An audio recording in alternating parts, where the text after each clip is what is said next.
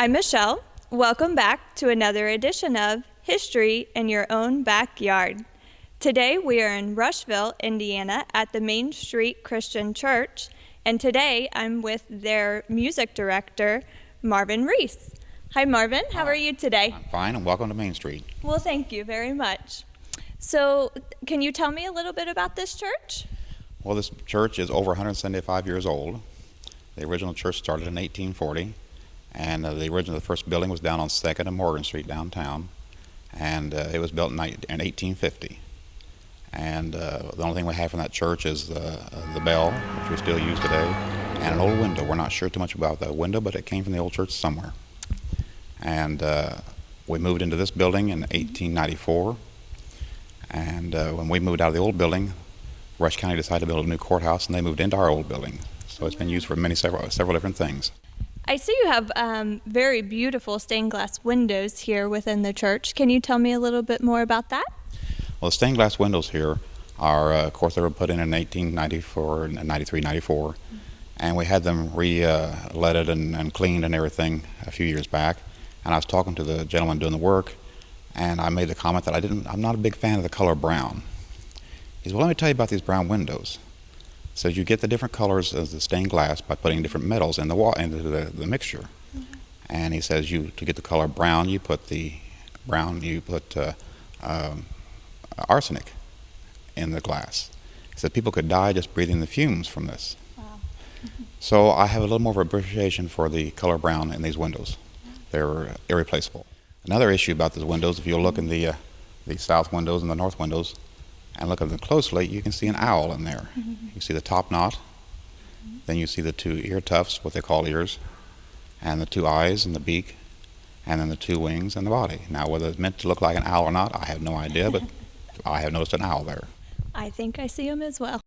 I also noticed you had a beautiful organ here within the church. Could you tell me more about that as well? The organ was originally installed in 1894. It's a Hook and Hastings, which was considered a very good brand of organ in its day. Mm-hmm. And it has gone through several changes, many changes, major changes. It is now a hybrid organ and computer controlled. It has 23 ranks, 12 digital stops, and MIDI throughout. So it's a long ways from what it was originally, but it's still a very good organ.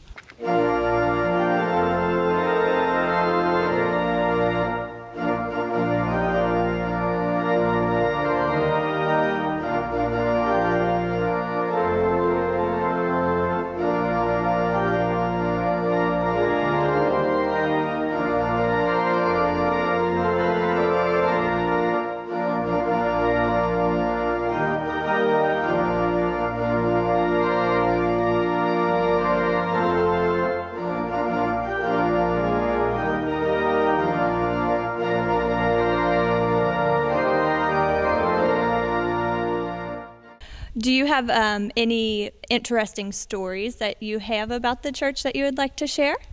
Well, we had a Sunday school contest in 1913, mm-hmm.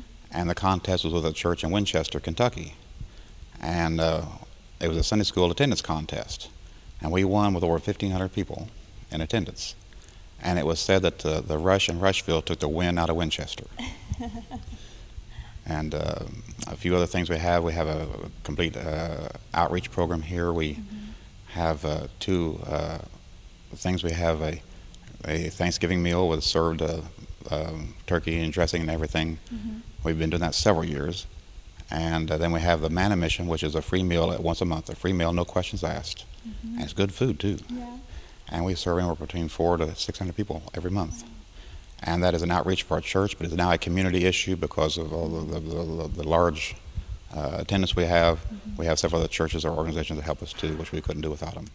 Can you tell me also a little bit about how the pews are designed within the church? Well, we're on a sloped floor, which was common in that day. Mm-hmm. And this is just half the sanctuary. And the other side of the wall over here, we have what is now the parlor, the cafe on Main is there. Used to be sloped floor and seats throughout, and we could seat several hundred people at one time. But since attendance has gone down, we've just had the one sanctuary. Mm-hmm. On occasion, we might put chairs over there and open the doors for like Easter or something like that.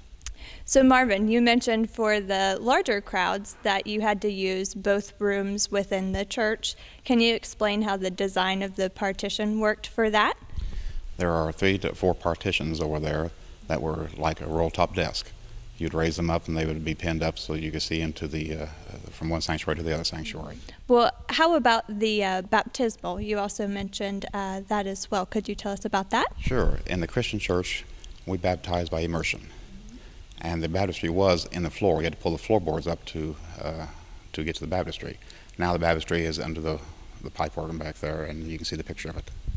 Can you also tell me about how your present-day operations work here at the church? Well, we have 2 services. We have a new minister, Chip West is our minister, and we have 2 services, one at 8:30, one at 10:30, and they're a little more contemporary style now than what has been in the past. So all are welcome to come.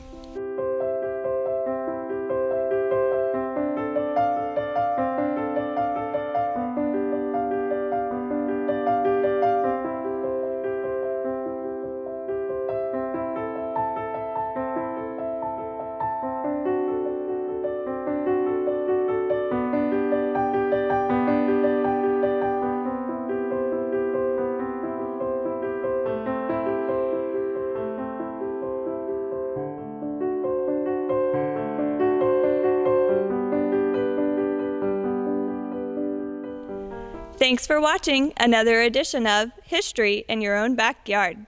Today we were in Rushville, Indiana at the historic Main Street Christian Church.